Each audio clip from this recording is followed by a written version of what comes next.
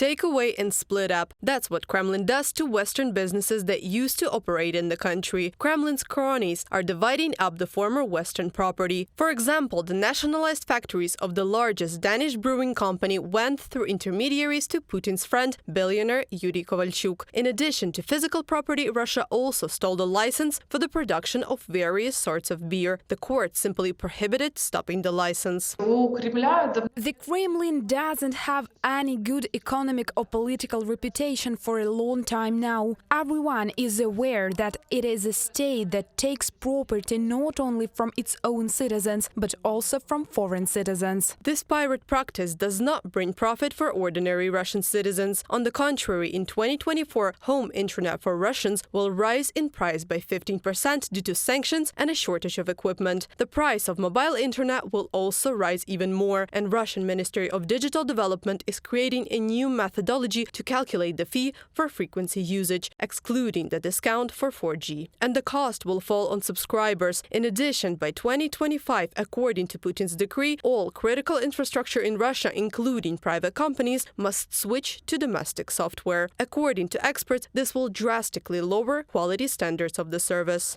The polls that are conducted in Russia are revealing. For example, a poll asking whether people have enough money until their next salaries.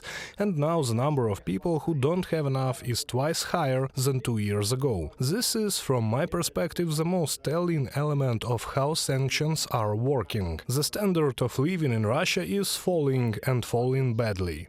Right now, there is a 2 trillion rubles gap in Russian budget, and the central bank is urging people to prepare for several years of belt-tightening, and reports that next year there may be no GDP growth at all. Sanctions pressure will only intensify. The EU is already discussing the 12th package. According to Bloomberg, it is expected to restrict trade by another 5 billion euros. But most importantly, it will significantly reduce the possibilities of circumventing the previously imposed restrictions.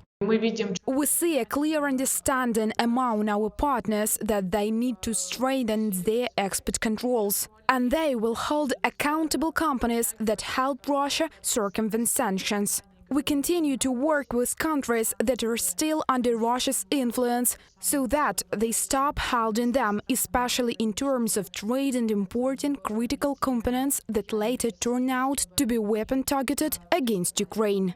Due to Western sanctions, every third Russian state-owned company ended the year 2022 with losses. Some of them are demanding tens of billions of rubles from government's budget to pay off accumulated bills. Reuters names Russian Post, State Space Corporation Roscosmos, Russian Railways and automobile manufacturing company Avtovaz among the companies that have asked for financial support. Reported by Anastasia Tarnavska, Danila Kobza, UATV News.